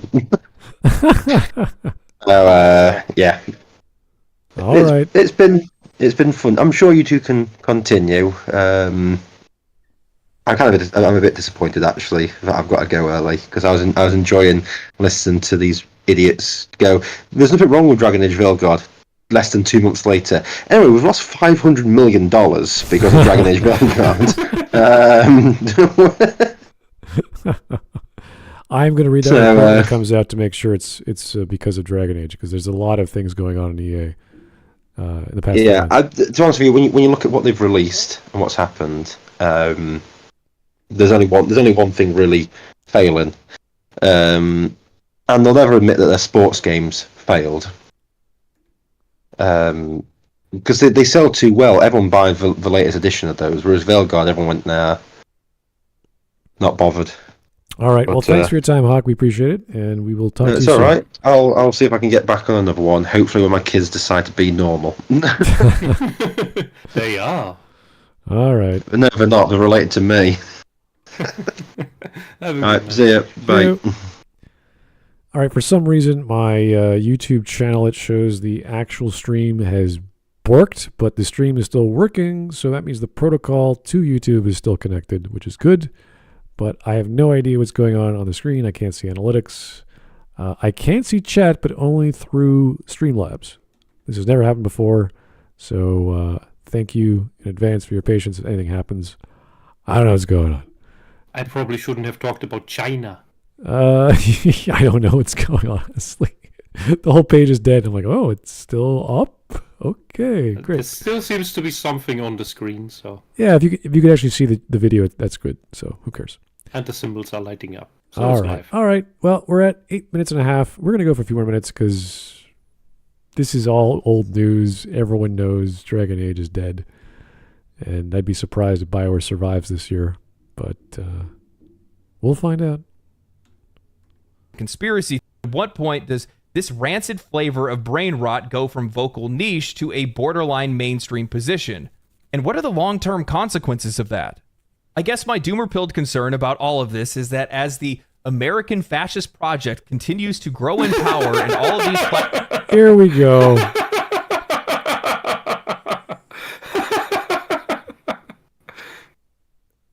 And you kept telling me all these years that me talking about this being commies is just me being nuts. Do these people read books? Like, do they understand the words they're using? No. Well, they have their own definitions for them. This is Everybody who's not in their camp is a fascist and a reactionary. this is the same nonsense with grifters and all these other reactionary. Like, they're just making up words now or using words to make something else up. This is stupid. Smart, that's what they have always done. Like, What if- they have done for 300 years at least. If They did this this in the was- French Revolution. They did this. They did this in Russia. The Bolsheviks did it. I know, but if this was a thing with like a study in school, we would just be laughing at every child opening their mouth up on social media or blogs or anywhere going like, where are you getting your vocabulary? Like, where do you learn things? How did this come to pass? Like, I deal with adults that use these language in Yeah, Canada. somebody invents media literacy and defines it as basically political correctness. So you have to agree with us, and then it spreads naturally. Well, And they just adopt it. It's like the demons in Frieren. oh They God. they make noises that they know will confuse us. Well, That's all. the argument always is that because of current year politics, the Overton window for the people who are liberal-minded or liberal-sided is so far left that everything who disagrees with you is so far right by default. Not because they are so far right, it's because the left has gone so far. So, What is liberal about totalitarianism? that's where it starts. We need more power, we need more freedom, we need more this, and the government should give it to us. And we have to take the government to then become the government. I don't know. I don't know how this works because I haven't studied it. I But, think it works like the Civ. oh yeah. Yeah, you're free once you are the one at the top. Then you are free. So everybody must be at the top. Yeah, well, these are the words that people who don't know what words mean use, and it happens with adults, it happens with old women, it happens with the young, it happens all over the place. All you have to do is say, where did you learn that word? And if they say, well, I heard it online, I heard it my favorite YouTuber, blah, blah, blah, it's like, stop. You don't know What does words it mean? Yeah. They will give you their own pastiche, their own smorgasbord of words to make sense of a thing. And it's always nonsense. There's no definition. There's no historical account. There's no literary breadcrumbs. And them having to admit that they don't really know what the word means that they're using is what forces them into a split second of self-reflection. It's And that is the moment they need. So ask them. it's a realization that the slang they've invented, the buzzwords they've been using, are meaningless. They're magic spells. They So- have learned that that these words hurt you and confuse you and paralyze you. And that's all they are there for. Yeah, and we sit there and we listen to this barrage of ideas and we're like, that's not real. You're making that up. You're attacking some other person or some other idea of a thing you dislike because they don't like your concept of, what is it, this month? It's gays in the military because Trump is elected. He's going to kick everyone out or kick all the trans people from the military. It's like whatever the thing is this week. And if you're not on board, we're going to call you a fascist. Does anyone know what the American Fascist Project, is it 2025, that stupid fake document that went around? Yeah, but he probably means that. I don't know. Then capitalism is fascism, Really? according to these weirdos. Yes, Okay. everything that's not socialism is fascism. It's that simple. You could argue parts of. Or well, not that is that, but that's what they call it. Yeah, I know. I'm just saying that if you're going to use capitalism and fascism, there are historical examples of Mussolini and Hitler and other figures allowing investment through market ownership or through private ownership of real estate until, of course, the person in charge says, give it to me. Yeah, until the state says, oh, we need that. We need you to do X, and if you don't, then we'll take over. Yeah, like they'll say, I think Hitler was like, again, I actually read this stuff, or at least some of it. Hitler was like, yeah, if the free market's bad because it's a Jewish invention, you're like, okay, but I still need investment, so I'll allow people to invest in Germany. He was a bit more pragmatic. He was all about getting power, and it didn't matter how he got it, so long as he got the right means of control. Yeah, and the full takeover was planned for after the war anyway. Yeah. Interesting stuff. Then anyway, it would be real socialism. Anyway, American Fascist Project. Okay, let's keep going here. It's getting spicy now. What the hell? We went from talking about the Veilguard to whatever the hell this is. when you look at the policies and the censorship and then all of that horrible stuff, it's the left that does the American Fascist Project. Oh. If we go by the actual meaning of words. Yeah. You're not to step out of line. You're not to disagree. All right. Platform these ways of talking, conspiratorial thinking, and whatnot. Do we reach a point where this becomes the default? Because I would say right now, this is not the way most normal people talk about games or engage with them. Really? A lot of people, as we've seen based on Dragon Age's Steam numbers right now, saw the game, thought it looked cool, bought it, and are now playing it. Are you sure about that, Nathan? Are you... This was a whole discussion... Wait. He said Dragon Age, not Dragon Age Veilguard. He's implying the Veilguard. I know. It wasn't on... Dragon Age wasn't on Steam for the longest time. It would make more sense if he was talking about Dragon Age 1, though. Was that even on Steam this year? Like, I can't remember. Can you buy it from Steam? I don't know. I don't think so. I have to check that. I think so. If you look at Asmongold's most viewed video on all of this, it has around 1 million views. Yeah, but he gets 1 million views every day. Yeah. What's your point? His 1 million videos sounds like a lot, but this game will probably be bought by north of 10 million people. What? Mm-hmm, Where did that number come from? Mm-hmm. Where do you think this is the same as Inquisition? You think the setup is exactly the same? Marketing? I'm honestly surprised God of War Ragnarok got away with as much as it did. Well, again, this was hyped up by lots of people, Ragnarok. So even Joe Rogan liked it. So I can understand why it was popular. But again, people don't play the game to listen to the story. They're there to smash things with their axe. So in the most lame way possible. People, so it's a fraction. And even then, a lot of people who watched that video were probably never going to buy the game anyway. So it's not... No.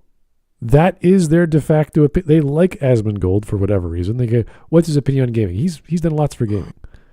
And if a quick 1 minute video can say whether this is a pass or a buy, they're going to listen to him because people don't care. And watching streamers is how people get their impressions nowadays.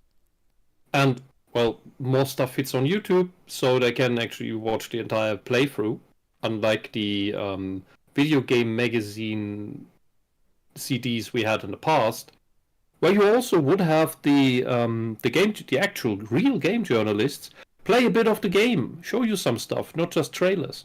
And this is just that with more. It's basically a self-running demo that you can watch. Well, and as a developer, you should keep that in mind, and therefore care about making the game well enough that somebody who watches a streamer play it also wants to play it instead of just watching the streamer. Yeah, and it's not just Asmongold. There's dozens of streamers out there that people watch to get their opinions on games in a fast fashion, whether it's on YouTube or Instagram or any other social media platform.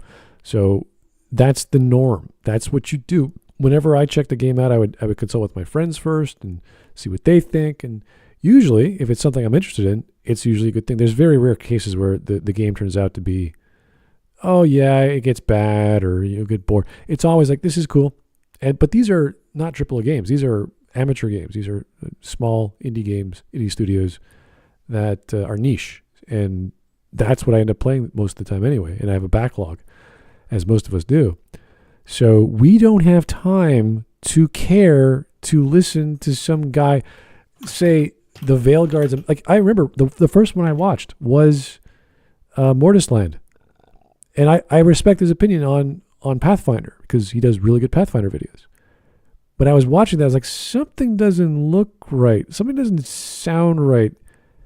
Because he's the guy who plays the full game. That's his whole shtick on YouTube. And if something felt wrong with him, something's going on that I didn't understand. And then I watched Skill Up, and I was like, oh boy, that's a big jump of opinions. So something was going on with Mortisland. I don't know what. And maybe Mortisland is easy to please. He's one of those guys that, yeah, I'm happy to play any game. I'll enjoy it for what it is. It's like, great. That's not the guy I need to tell me if something's bad or good. I need someone with a critical eye. And Skill Up did the job, and I'm like, oh, wow, that is brutal. And then I watched another one, and they were all very similar. Even Angry Joe thought it was horrible. And he showed the clips of the game being horrible. So that is sad. Negligible, exactly, but it's still a niche. But as these things continue to have relatively convenient on-ramps, like searching Dragon Age on YouTube and getting pulled down this rabbit hole, do we reach a point where this is the prominent mode of discussion around games? Inmates taking over the asylum or whatever. Is that where we're headed? Because we've seen this in American politics. Oh my God! The protection. The inmate is complaining that the inmates are taking over, while he doesn't realize that the actual people who are taking over are the proper staff. I had no idea there was a Dragon Age Veilguard YouTube rabbit hole. I've never heard of that. Maybe there is. I've only seen reviewers, and I watched like 4 or 5 of them, and that was it. Yeah, not even enough people cared. I don't even care to do a review. I don't care about even what. Like someone said in the chat, like, I don't know, months ago, saying, hey, I'll get the game, I'll play it. And he started making a Let's Play. And I was like, okay. And then he stopped because he got bored. And I was like, are you going to make any videos? I'm like, I might. I don't know. And I still haven't made up my mind because I still don't care. It's that sort of feeling that you get from listening about a project that you should, on principle, you should actually, because I've done all the BioWare games as much as I could, even Andromeda, which was a train wreck.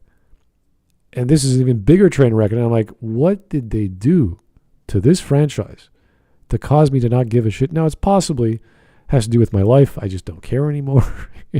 I got more priorities. Same thing they did every night, Pinky. I mean, they did to Star Wars and Star Trek. Oh, God. The Section 31 has the lowest, I don't know if you saw it, the lowest rating on Rotten Tomatoes for a Star Trek property. I didn't see it, but I read it on my phone. I'm like, yeah, I don't care. Again, I didn't even read it. I just saw the headline. I went, yeah, it's funny. Don't care. And that's amazing that with this most interesting part of the Federation, you could make a flop. And that is after Picard season 1 and 2, which is incredible. Mm-hmm. That is like, whoa.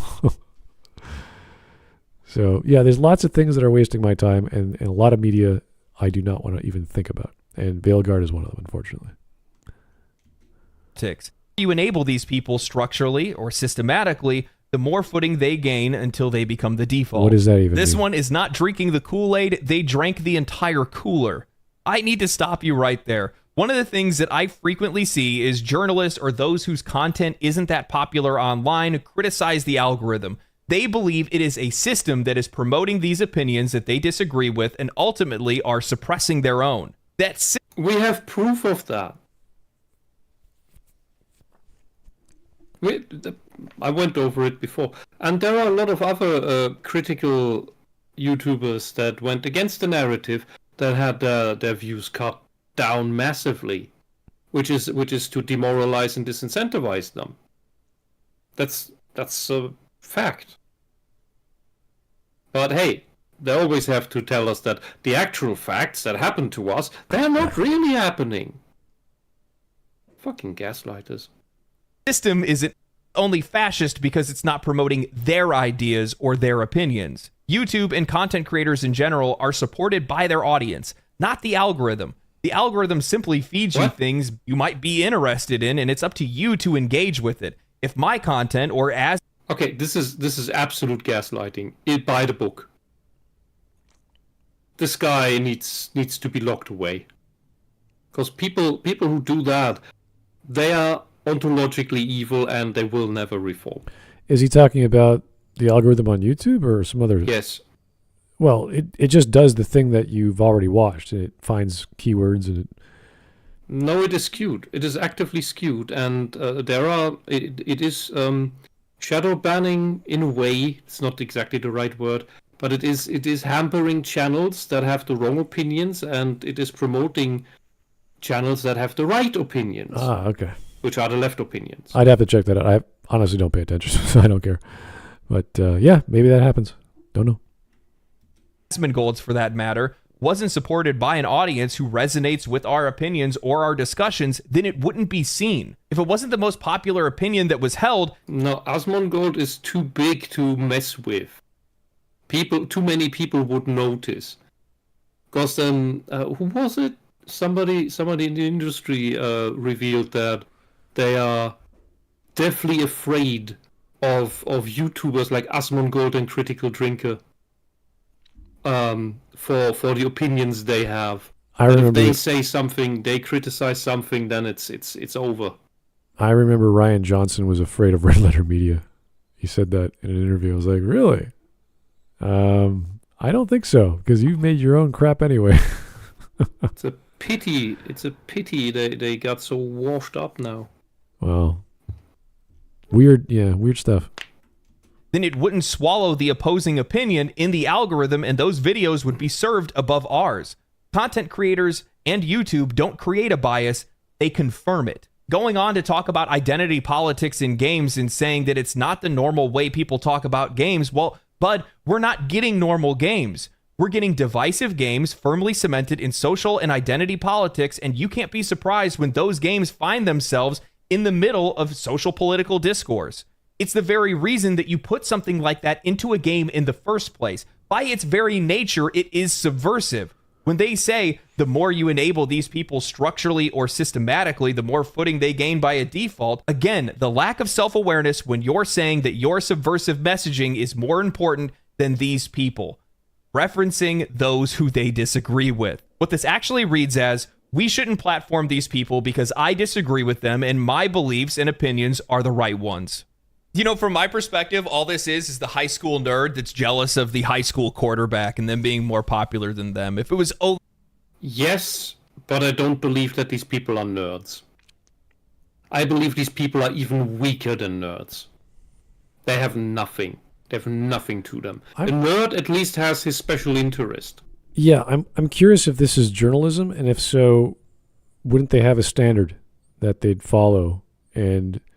Well, the standard is woke stuff good, socialism good, Karl Marx good, and everything that is not that is bad. Well, that's the standard. Even the Bloomberg guy, or the guy who used to work for Kotaku, who's now on Bloomberg, he did journalism. He actually talked to people, interviewed them, and he got background information on what was happening in BioWare for the past 8 years or so. Kotaku had a journalist? Yes. And then he left and went to Bloomberg. And what the hell was his name? I actually really liked him because he's the guy who had all the behind-the-scenes info on BioWare. And I thought, oh, wow, that's like he talked about Joplin and all the other dev. Schreier? Sorry? Jason Schreier? That sounds about right. Yeah. But he has really bad political opinions, which is fine. You could have all kinds of takes. Everyone has their own opinions on politics. But he did his job. So, but he never put that into his reports or at least his publications. You could see it on Twitter where he had to like delete a bunch of tweets as a result of his opinions. But it goes with the territory, I guess. He's a big name and what have you. So, yes, there are some actual journalists that are on the left or left-leaning that do their job, at least the way a journalist would do in any other media. So, that's at least a thing. The other way around, everybody would totally respect me, but they just don't understand. This is literally just nothing but bitterness over the fact that people are going elsewhere for their opinions. Yeah. Because it's not traditional media anymore. That's not what people are interested. Yeah, can you imagine if Nathan Grayson was a YouTuber and he's complaining about other YouTubers? You'd be like, what is wrong with you? Hey, that might actually get him some views. I know. Because that's the model of YouTube. Just one of the models. Start your own channel, buddy, and do it yourself. Don't forget this. Yeah, I mean that's what we do. Yeah. Interested in. What they want to do is they want to look to people that they can relate to, people that they feel like their tastes and their opinions and their perspectives align with, because they're more likely to steer them in the right direction. They don't feel like these people are compromised, and more times than not, they're not. They are literally just a guy like me with the microphone just saying what their opinions are and leaving that out into the ether for other people to pick up. If they resonate with it, they do. If they don't, they don't. It's not that big of a deal. But, if you go back and you look at any of the videos that I make on these kind of topics, for the most part, I do try to stick to just the merits of... Yeah, I think we're pretty much done. We don't have to keep going. I get what he's saying, and it's all good. We don't need to listen to Nathan Grayson ever again in life. There's no purpose behind it. A biased journalist, or whatever you want to call a games journalist these days, is not very useful in general. Unless somebody suggests something written by Nathan Grayson. Well, I guess it's for the laughs. We have to. It's someone. Here's a blog post that hurts your brain. Like, oh, great, thanks. Yeah. So I'm okay to stop here. We're more than halfway done. This is a good video. You guys can keep watching. Again, I'm a little concerned because my YouTube page is blank. I'm like, what's going on? So hopefully, I'm just glad it's still up because I thought we were dead in the water, but we're not. So anyway, happy Friday, everyone, or happy Saturday in case you're overseas. Thank you so much. It's been a wild week in North America, and it's going to get crazier next week, apparently. So, the world. What a wonderful place. Hey, you know what's my favorite executive order? No, which one? I haven't listed them all. I don't know. That's the best, the absolute best executive order of all time. Okay. To make civic infrastructure beautiful again. Civil infrastructure beautiful. How does that work? Any government buildings and stuff. Oh, so they're going to knock down buildings and what? Put up statues? No more brutalism. We'll make pretty things again. Like Victorian stuff. They're going to hire a bunch of architects to do yes, 18th century American columns. Real architects and sculptors and all that crap. It's got to be amazing. Because if you want to fight socialism, you also have to fight its architecture. Oh, it's that's great. That's an interesting argument. I didn't think of that. Huh.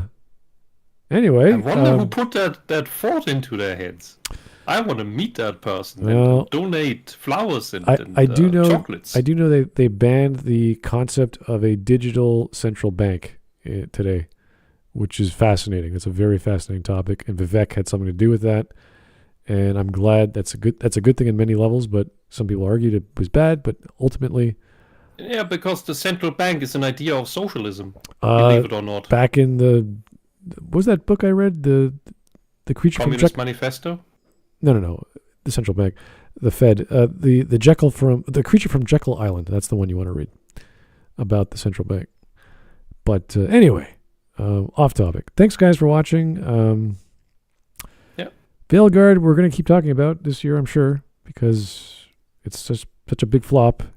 And I got to remember all those other flops last year that I never checked out. People mentioned Concord. I think Alone in the Dark was one as well. I can't remember. Anyway, I'll figure it out. That came out in the 90s. Well, the original, yeah. Anyway, we will talk to you guys soon. Have yourself a great evening. We'll maybe get some new suggestions for Anime Day. We skipped it this week. We're reminded of stream memes. Oh, we got stream memes. You're right. I'm sorry. Do we have that? Do we? I know Mark put one in. Okay. I was concerned because the stream was down, but oh yeah, we can check it out. Why not? Da-da-da. There we go. Let's check it out. What do we have here? Yeah, this seems like a decent guy so far, so check him out. RPGs then. I need to defeat the Dark Lord and save the kingdom. RPGs now. I'm non-binary. Okay, I think that's a character from Invincible, but all right. Well, it's right. Still accurate. What do we got here? Kamala Harris. I already told my husband on January 20th, 2025, he will sleep with the next president. Is this a joke? No, she wrote that. She wrote that in November. Oh my God. Jesus. Everybody's memeing it now. I mean, she says dumb. Well, she barely says anything, but I mean, when she does open her mouth, it's kind of retarded. These are the delusions of a wine-on. Okay, she's drunk. We'll just chalk it up to alcohol, I guess. Oh, no. Oh, no. What's this? It's Shrek. Is that a Shrek joke? Okay. That is Shrek. Okay.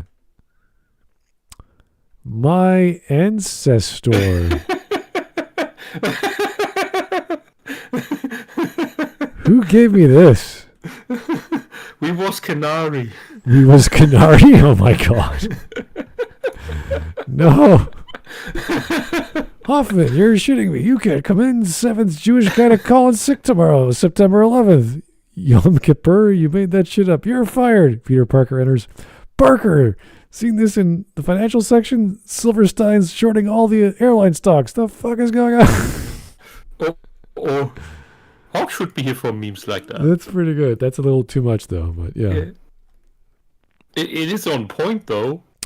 BioWare. Anything else? Tosh? Ha ha ha. Go to fight Blighted Dragon. That character will survive in memes. I know. Corinne Bush. Oh, this is from Mark. There's the one. Credits. 12 credits on 10 games. Veilguard. Game Director. 2024. 2013. Windows. The Sims 3. Into the Future. The Sims 3. Island Paradise. Sims 3 University Life. Again, Sims 3. Seasons. Sims 3 Supernatural. All in 2 years. Wow. Well, the DLCs for The Sims. Okay. Monopoly Streets. Monopoly. I don't know. Doesn't take that much to make Monopoly, guys. If you ever want to make a game with basic computer skills, you can make Snakes and Ladders, Monopoly. It's not that Game hard. designer for Monopoly. Wow. Yeah. You've come far. Did she code anything? I don't know. It's possible. She didn't. I don't know. Nerf End Strike Elite. Okay, whatever. Never heard of it. Who knows? I'm not reading that. Me when 12 beers tell me to gamble the rent check. Whoa. Friendly reminder, all games journalists should be publicly executed. Jesus. I'm worried the robot in Astrobot is attractive enough for me to enjoy. Enjoy how? What are you talking about? Tell me that's written by a female. All right. Video game journalist from 2000 to 2010. You play as a kick-ass hero that struggles against overwhelming odds and use a large arsenal of weaponry. Sounds fun. Video journalist now. The main protagonist is another boring white male. The lack of POCs and LGBT plus representation is problematic. This game also lacks an easy difficulty for us journalists. That sounds familiar. We already turned normal into easy. I've pre-ordered Black Myth Wukong, and I'm really excited to play it. Did you know that the game has issues surrounding inclusion and representation, and developers were accused with misogyny and sexism? I just told you that I've already bought it. SR, you don't need to sell it to me. That's great. Oh my God. Ew. Bald? That's not how you spell bald. That's ball. Balled. Kamala Harris. The next one says bad AI. Skip that. Oh my God. What in the... Anyway. Shitty video terrorizes Smudcast. No, this video is fine. Wow, is that Concord? Came out of nowhere, died, crashed Ubisoft, didn't elaborate what it... Yeah, I have... this and Dustborn, I have no idea. I saw no marketing. It just came and went so quickly. I didn't see any media or video on it. Like, did you watch a trailer? I never saw a trailer of these games. I think they only released these things out of bureaucracy. Like, I know there was bad design art that was questionable. I think I saw some models on Google image search, but that was it. I never saw any videos. Okay, gamers this month. Dustborn really represents my oppression that I've made up for myself. Monkey. I don't... What? Is that Wukong? That's Wukong. Okay, I was like, what the hell? What other monkey game is there? I wouldn't know. There's no Dragon Ball game right now, is there?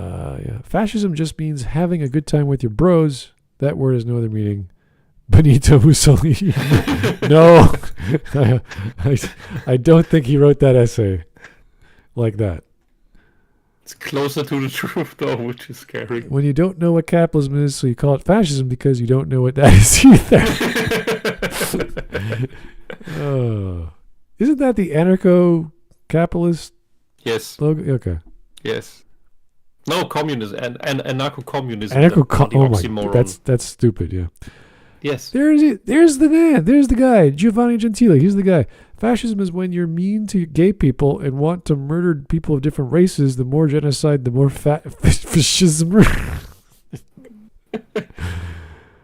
Oh. Giovanni Gentile, according to the most smart people of society, journalists and college students. Yeah, so he's the grandfather of the movement, or at least the intellectual guy behind it. And I suggest reading, if you want to know what fascism is, at least the originator of the term, read his essay. All right. Fascism. Yikes. Alt-right. Pingu and the normalization of... What? Is that a joke? Please tell me that. 9 hours? 9 hours No. of 5 million views? I don't think so. No. That can't be right. That's not real. Last one. When you tell everyone how you defeated Nazi Germany and ended World War II, but forgot to tell everyone how you helped Nazi Germany to start World War II. Yep.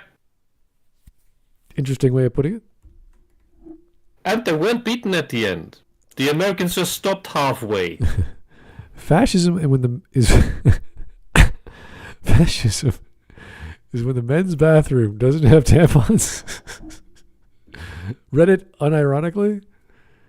If you were to come to Canada and join our military, if that even happens, you could actually make that joke. Mark Zuckerberg orders removal of tampons from men's bathrooms at Meta offices. So he's going all in with fascism. Yeah. We live in a very intelligent society. Oh, God. Welcome to Canada. I think we should rethink this whole vote by making it to 18 thing. Well, maybe you should do a test before you're allowed to. Like you go to the voting box and you have to do like a 10-minute test on like civics or history or anything like that. Or what hole you put the pieces in? That's question one. And then it gets harder from there.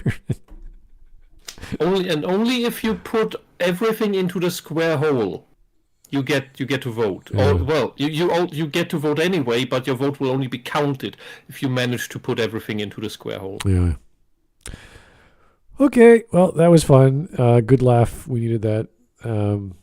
But yeah, it's getting freezing here. It's like minus 14 Canada right now. Oh. Yeah, it's pretty cold. But Too cold for snow.